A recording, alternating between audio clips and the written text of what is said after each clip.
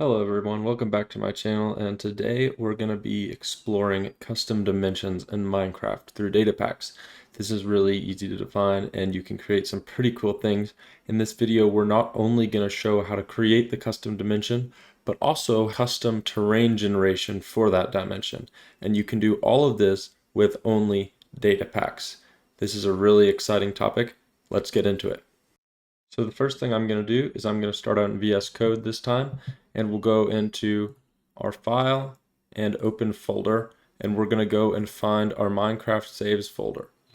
Here we are, and in this folder we'll go into data packs and we'll create a new folder called my data pack, or whatever you want to call it. And inside of there we can create a new folder called data, and inside of there you actually want a folder called the same thing as you called that outer folder. So in our case, my data pack.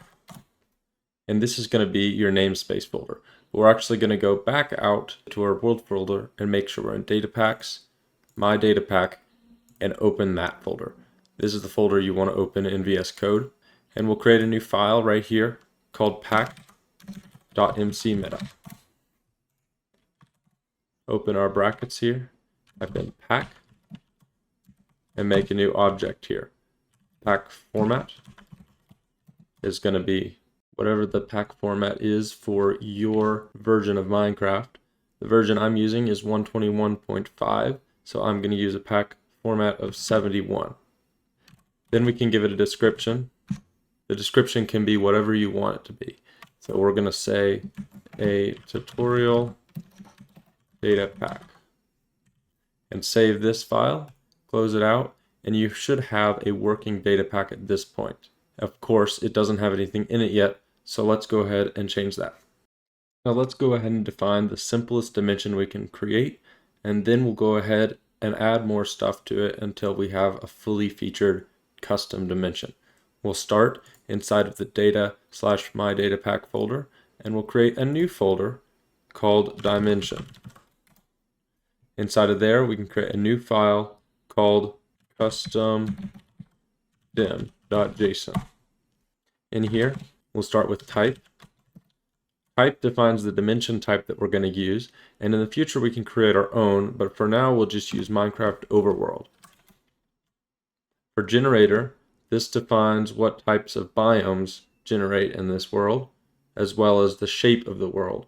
So we'll just go ahead and do an overworld-like dimension with a single biome. Type of the generator will be noise. Noise is the same type that's used for Minecraft's overworld dimension, as well as all the other dimensions. And then the biome source is how the biomes are defined in the pack. So we'll say type of fixed. This makes everything the same biome, and we can define that biome through the biome key. And we'll say Minecraft plains. The last thing we need are the settings for our generator. Again, we'll just copy from the overworld, Minecraft overworld.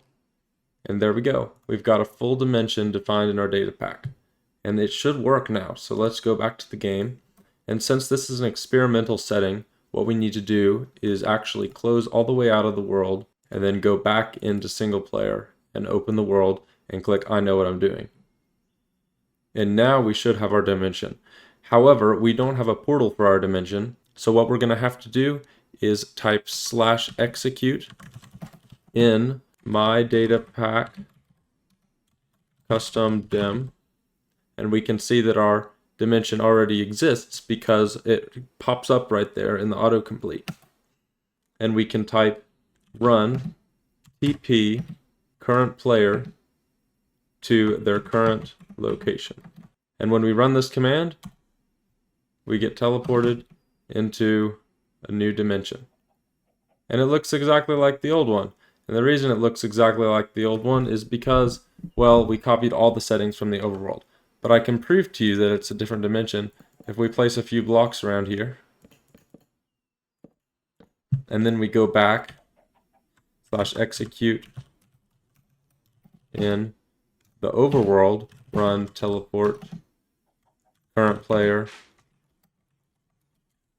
to the current position, you can see our blocks are gone. And that's because we were in a completely separate dimension. So this time let's place some logs instead of planks and run the first command again. And here are our planks back. So that's how we know that we're in the same dimension. Also, some of these trees are missing, aren't they? But we can see that the terrain has the same shape. There's all this grass. It's just the plains biome instead of having our cherry grove biome like we did over here. But what if we wanted a little bit of a better way to distinguish between dimensions? For example, what if we wanted the entire sky to turn red when we went into our alternate dimension? Well, we can easily do that with a custom biome. So let's go ahead and go back to VS Code. We will go ahead and create a new folder inside of my Datapack here, inside of your namespace folder. We'll call this WorldGen. And inside of there, we'll create another new folder called biome. This folder is where we're going to put our biome folder. So we're going to call it redforest.json. And inside of here, we can define our properties of our biome. There's quite a few properties here, so we can just go ahead and start from the beginning or from what's easiest to do. First off is has precipitation. This is whether or not it'll rain in this biome. So we can set it to false because maybe the red forest is really hot and it won't rain. Then we can set our temperature. And for a biome that's pretty hot, maybe 2.0 is pretty good. And then temperature modifier, you pretty much always want to set this to none.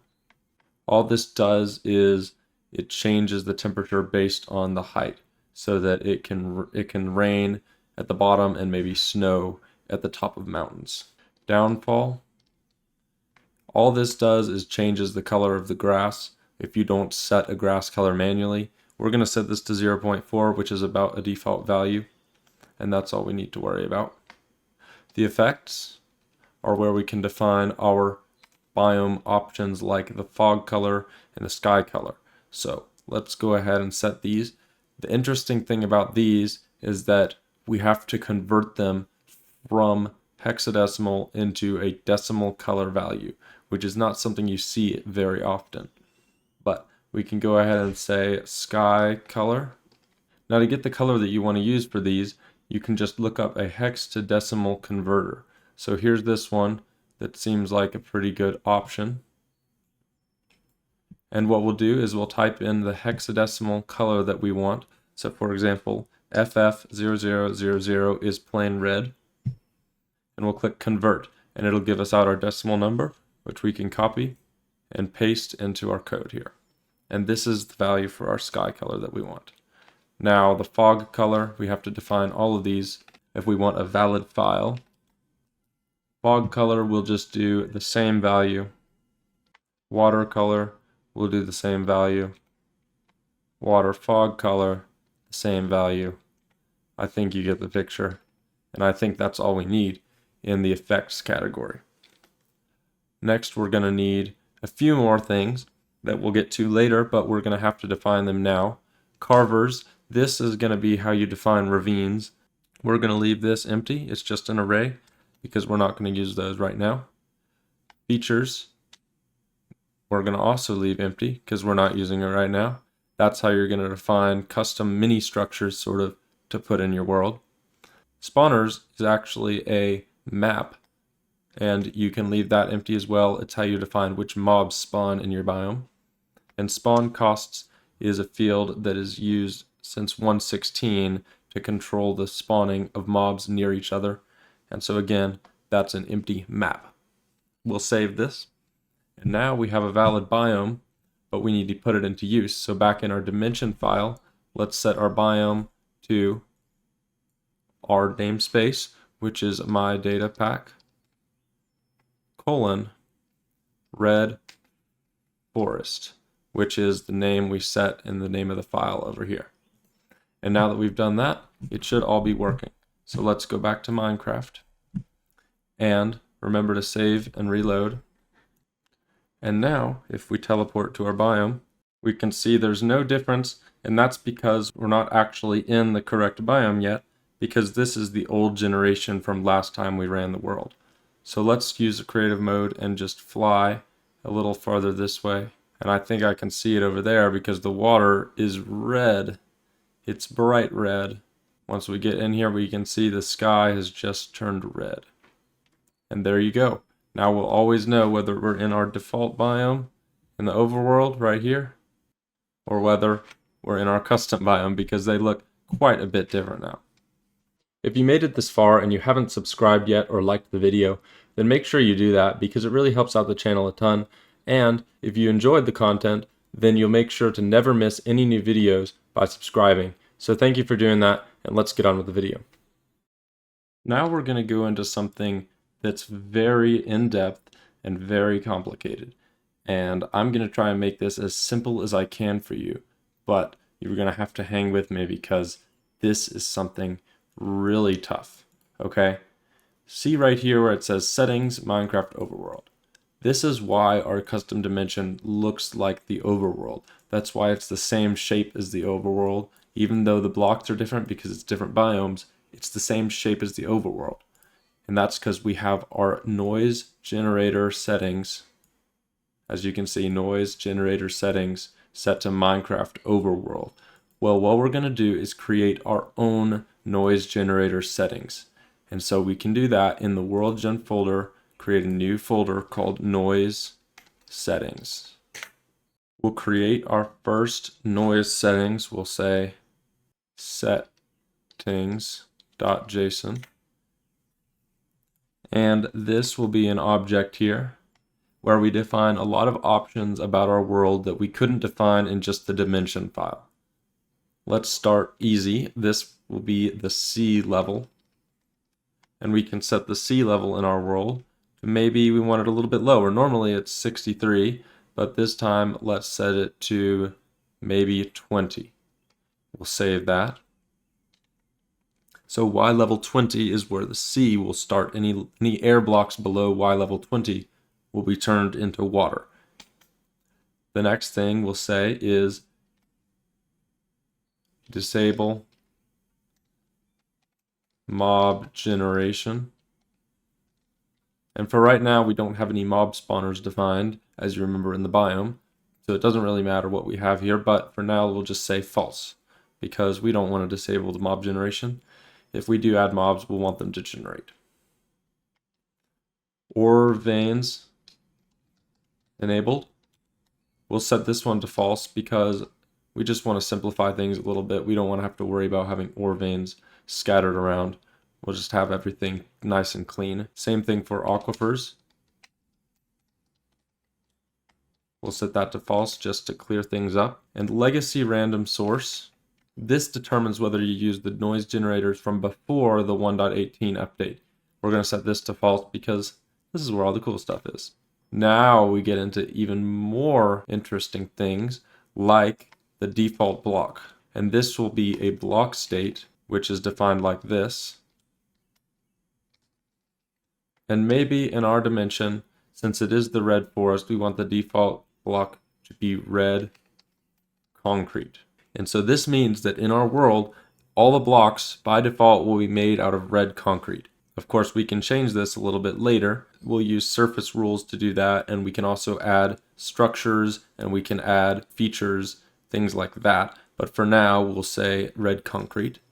And same thing for default fluid, although we'll just go ahead and use water.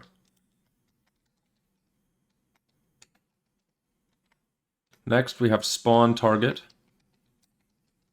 You do have to include this field, and it's a list, but it can just be empty. But it essentially defines where the player is allowed to spawn when they first enter the dimension. By leaving it empty, we're just saying they're allowed to spawn anywhere they want. Here is our noise object. Min y sets the minimum y where terrain is able to generate. And this has to be a multiple of 16. So I'm going to go ahead and set this to 0 because we want this to just be the bottom of the world, nice and simple. And same thing for max y, also has to be divisible by 16. And I'm just going to set this to 256. Size horizontal will define how big the world is horizontally. And we want this to be 4 because that's going to stretch things out a little bit and make the terrain nice and smooth rather than being jagged. We can experiment with this value a little bit later once we get into our custom terrain generation. Similarly, size vertical, we're going to set to 1. That way it's a little bit wider than everything is tall, if you see what I'm saying.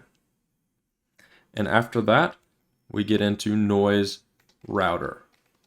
After our noise parameter, we have noise router, which is another object, and it is very, very complicated because this takes an object called a noise router. This noise router is where we define all the different types of noise that contribute to the world's generation. For a lot of these, I'm going to go through and set 0 because a lot of these noise types we're not going to use yet. But as you define more biomes for this dimension and you want to control which biomes appear where, you're going to want to configure this noise router to determine where the biomes show up. So I'm going to go ahead and set a lot of these functions and you can copy them down.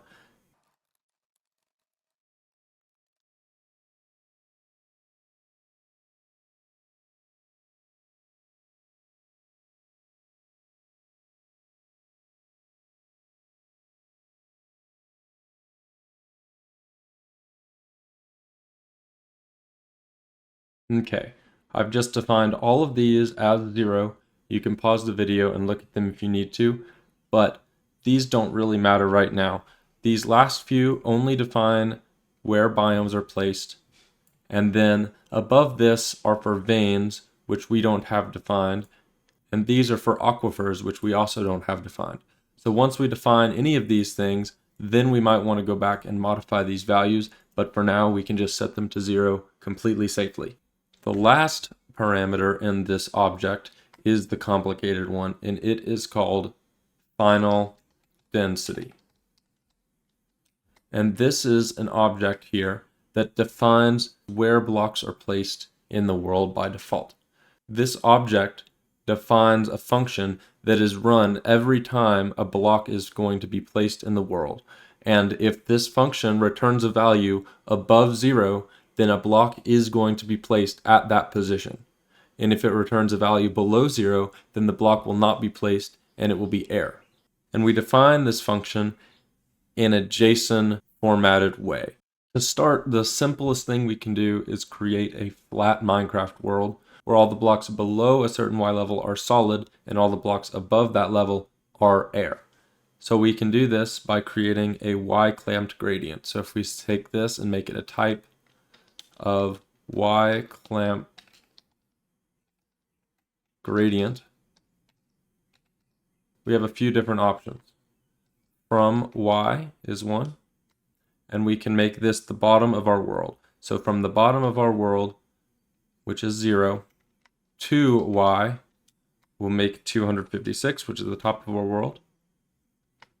We'll say from value, and this is the value that it's going to be when we're at the from Y.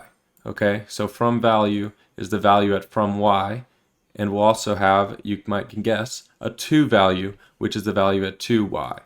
But if we set this to, for example, negative 1.0, this function will return negative 1.0 for final density when we're at Y level 0. Okay, that means the bottom of the world. And similarly, if we take 2 value and set it to 1.0, then when we have our 2Y value, when we're at Y level 256, we will be at 1.0 for the value returned by final density. And that means, if you recall from a second earlier, if it's above 0, then the block is going to be solid. So in fact, you might have guessed that I've actually got these backwards. We actually want to start at 1.0 because we want the bottom of the world to be solid, and go to negative 1.0 because the top is going to be air. Now that we've got this defined, we can save it. And we do need one more parameter down here. Make sure you're in this main object here and just define surface rule and give it a type of sequence and give it a value sequence set to an empty array. And we'll do more with this later, but this essentially allows you to change which blocks are placed. So right now, it's going to always place the Minecraft red concrete because that's what we have set for our default block.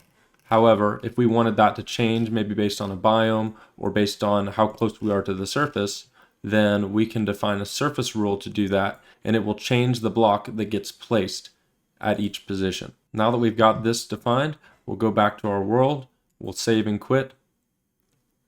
And you know what I just realized? We forgot one important step, which is to use our custom generation. So let's go back to our custom dimension and change this to my Datapack :settings. And this settings word we get from settings.json right there.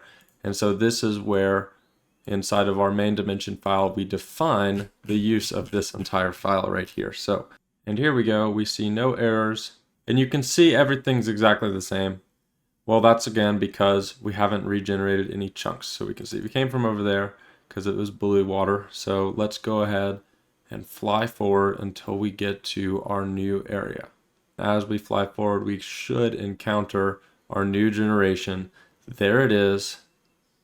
It looks like a big wall right here. That's just where the border is between the existing generation and the new generation. But if we get on top, we can see this is a giant block of red concrete. That's pretty neat. And if we look at our F3 screen, we'll see we're at Y level 128, which is half of 256, or rather it's in the middle of 256 and 0, which if we go back to our VS Code, we look here, we're going to check our Y clamped gradient here. It says we're going from 0 to 256, from 1 to -1, and that means that at 128, which is halfway between these two numbers, we should get to 0, and that should be where it switches from solid blocks to non-solid blocks. Now it's time to start doing some more advanced stuff with the terrain generation. We've just got a single Y-clamped gradient right here. We're going to expand it, so instead of having just one super flat world, we're going to have a super flat world with a super flat ceiling. That's going to be extra cool, so let's get right into it. First thing we're going to do in this final density function, we're going to move this function out. We're just going to Control X on that. I'm going to cut that to my clipboard because we're going to use it later. But then we're going to define a new one with a type of add. And we're going to add argument 1. And we're going to set argument 1, Control V to paste this thing right back out. And then we're going to set argument 2 and paste it again so that we've got two identical things, right? And so what this add function does is it takes argument 1 and it evaluates it. And then it takes argument 2 and it evaluates it. And then it adds those numbers together. So, for example, at y0, we'd have from y0, that'll be 1.0 for this one. So argument 1 is 1.0. For argument 2, if we're at y0, we've got from value of 1.0. So argument 2 is 1.0. And then we'll add them together to get our final density of argument 1 plus argument 2 of 2. So we'll have a final density of 2 at y level 0. And of course, that means since it's above 0, that means that we'll have a solid block at y level 0 with this setup. However, we do want to do something more interesting because this will actually do the exact same thing as we were doing before, because once we get to 0, 0 plus 0 is 0, and that'll be at 128. So nothing will change about this setup. But what we want to do instead is say on our first one, from y, we'll keep the same 0. We'll make this 128. And so what this means is now we'll have a range from 0 to 128 of 1 to -1. And in fact, I do want to change this. It's actually going to be to -0.5. And I'll explain that in just a second why I'm going to do this, but just make sure you get this changed because that's important for it to work. On our argument 2, which is the same as it was before, still, we're going to change from y to 128. And so this is going to control the top half of the world. So as you can see, the bottom half, 0 to 128, the top half, 128 to 256. And so that's how we're going to have our bottom superflat as well as our top superflat ceiling. And to make the ceiling, we do want it to be upside down because from value is 128, so we want this to be negative. And we're going to do the same thing, make this negative 0.5, which I'll explain in just a second. But then the to value, we want to be positive 1.0 so that the solid blocks are at the top of the world and the air blocks are in the middle of the world. As you can see, we're sort of creating the sandwich of negative values right here. And so the reason we're setting this to 0.5 is because we don't want to overpower the 1.0. Since for this one, at 256, this one is actually still active. So at 256, it's actually still going to return negative 0.5. And so if we have negative 0.5 at 256 and 1.0 at 256, that's still positive 0.5. And at 256, this is still going to return a total of 0.5, which is still above 0 and will still have a solid ceiling. Whereas if this was negative 1, then negative 1.0 plus 1.0 is just 0, and actually it turns out we won't get a ceiling at all, since if the value is equal to 0, it doesn't place any blocks. So at 256, that's why we want to put 0.5, negative 0.5 in for the to value of argument 1 and the from value of argument 2, just so it doesn't overpower the other one. But anyways, now that we've got this, I'm going to show you a quick way to completely delete the existing generation of your dimension. If we open up our world folder, we can go to dimensions, my Datapack, and custom dim is right here. If we delete this folder, we can see that it's all gone. And when we open up Minecraft again, and we go to single player and open up our tutorial world, we can see the world loads in just fine, and we can also see that we've got a ceiling and a floor. Now it's a little dark, I'll admit, that's because there's no light here. But if we place down a few torches, you can hopefully see that that's still red concrete. And if we go up to the top, we can maybe break some blocks and place some torches, and you'll see this is also still red concrete. So we've got a red concrete ceiling and a red concrete floor. Now for our next experiment, I'm going to remove what we just did. I'm going to go back to our original settings. I'm just going to delete this, and I'm going to paste back in our original settings here for our y-clamped gradient from 0 to 256, from 1 to negative 1. And this is just going to have a super flat world from 0 to 128 full of blocks, and 128 to 256 being empty. And the reason I'm going to do this is because we're going to explore a new thing called noise.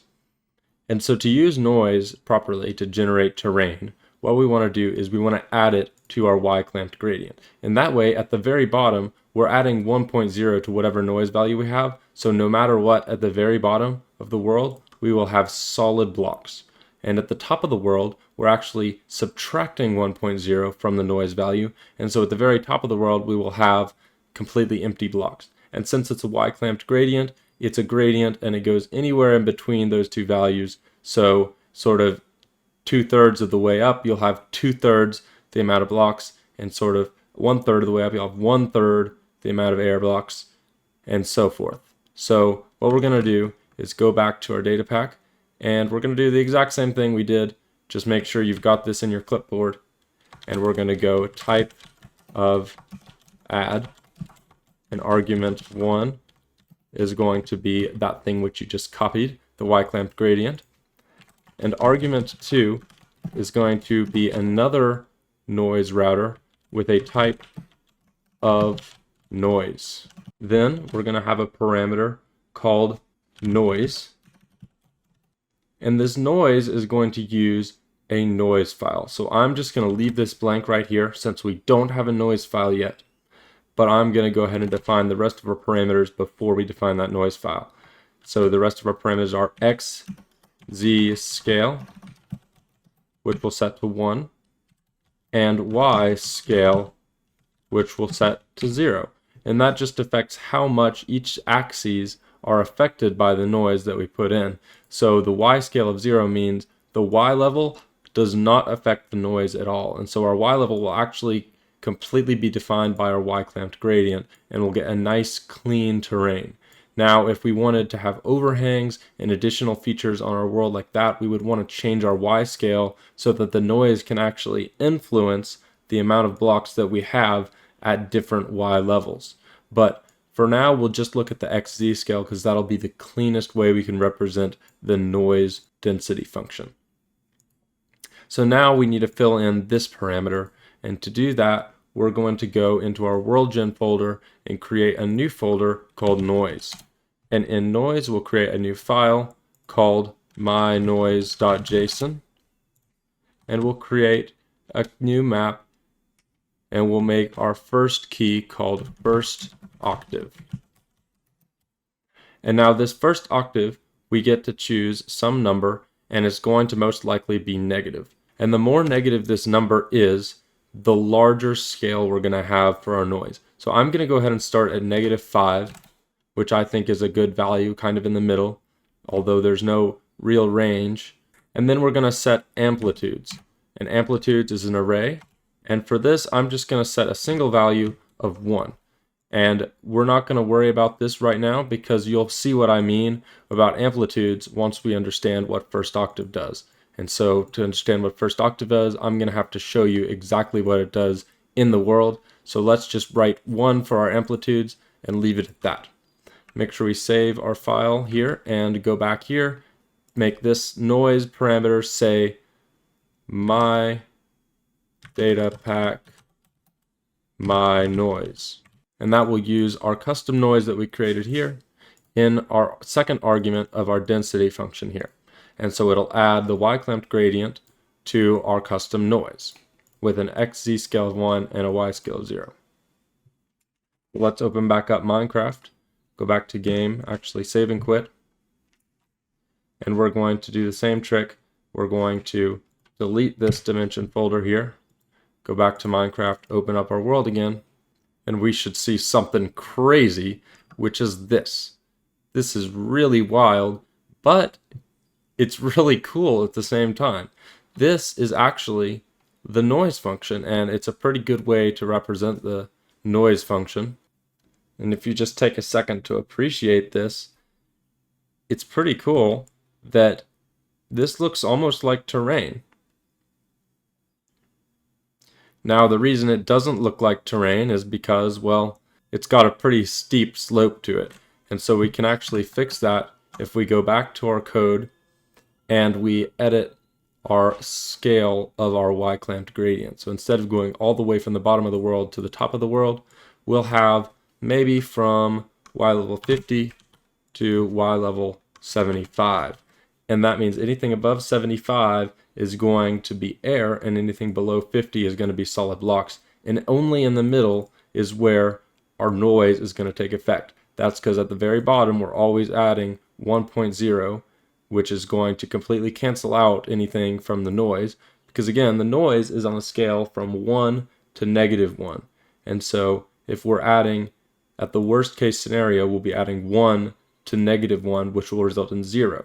So now let's go back to our Minecraft world, delete this, single player, and here we go. This is a little bit more like terrain. Now you'll see a few things like this, and you may wonder what this is, and these are edge cases. This is because the noise function, it actually goes from -1 and a bit to +1 and a bit. And it's hard to exactly know where it stops and starts, but essentially sometimes if that noise value gets above the 1.0 threshold, then, well, it will just overpower everything and go straight up to the top, since our y-clamped gradient ends right here. But other than that, if we ignore those, we'll look at our terrain, and this actually looks like pretty good Minecraft terrain. I mean, it's a little repetitive, that's for sure, but if I saw this in a world as a custom dimension, I wouldn't bat an eye. It looks pretty nice. Let's go back and fix that little bug we had. To work around that, we can just say from -1.1 to -1.1, and we'll go and delete our custom dimension, and we should see all of our things are gone. from our world, all of those big random tall pillars. Now is the point in the video where we're going to get a little bit wacky. So let's go ahead and remove this restriction. We'll go back to 0 to 256. So this is going to create those tall spikes again like we saw earlier. And down here in the noise, let's change the Y scale to also be 1. And we'll see what happens when we change that. I've already deleted the old dimension, and so I'm going to go ahead and load up the world. As you can see, we spawned in the middle of a block. Let's go in Spectator and check this out.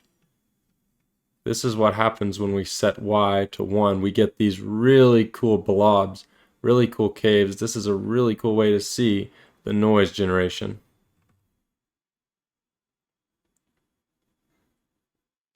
And we can just fly around here for a long time.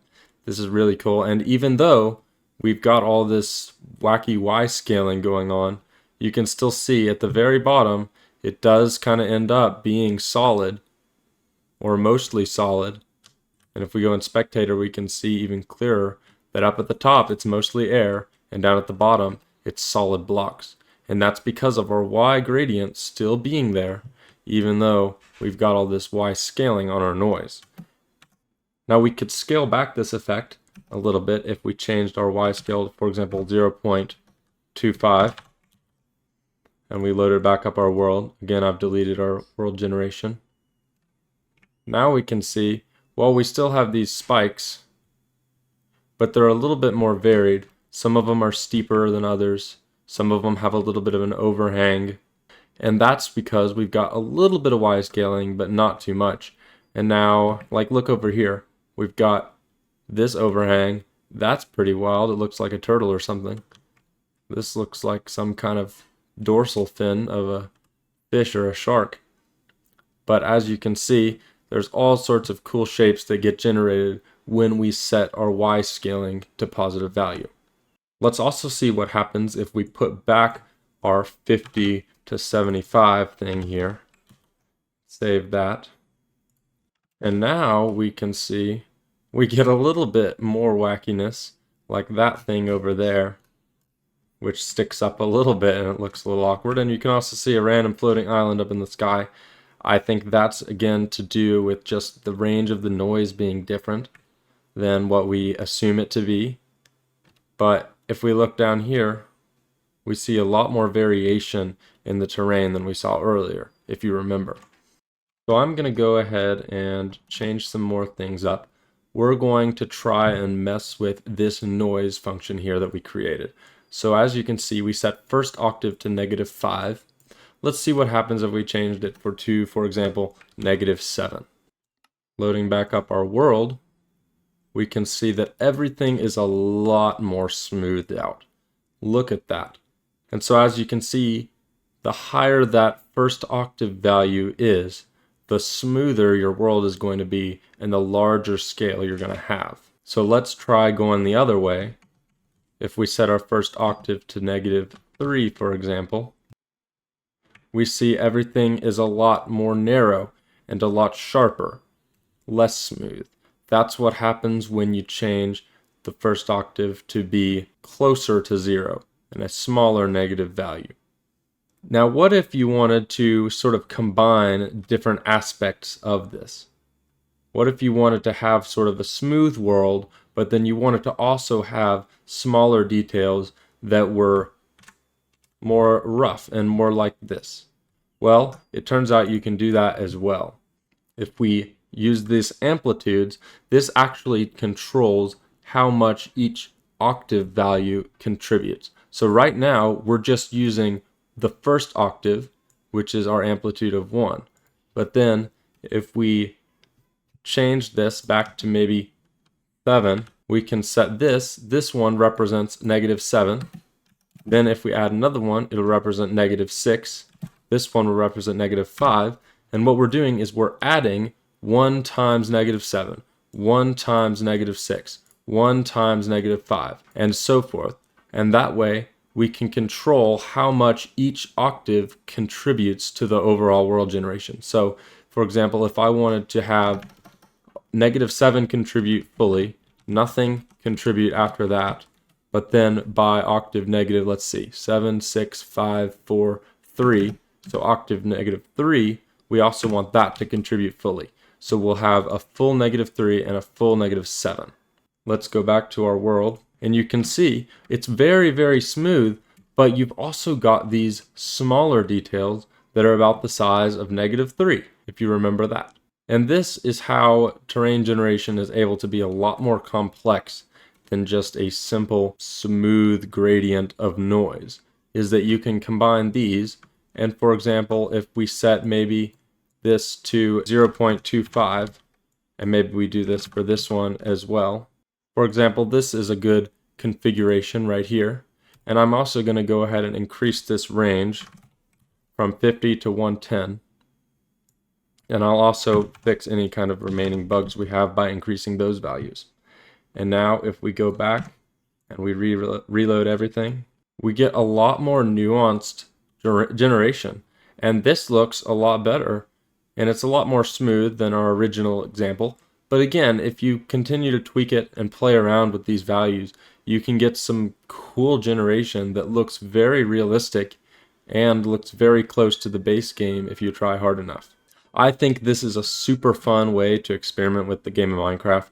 I think that generating your own custom worlds with custom terrain generation and custom noise settings like this is one of the most fun things you can do with data packs. And it's really cool that Minecraft has this opened up to the community to easily modify this without even needing to create a whole mod. You can just add the data pack and you're good to go. But anyways, that's actually going to be it for this video. If you enjoyed it, please let me know again by leaving a like. And if there was anything else that you wanted me to cover in this video, or any kind of follow-up you want me to do, please let me know down in the comments below. I'd really appreciate it. Thank you, and I'll see you next time.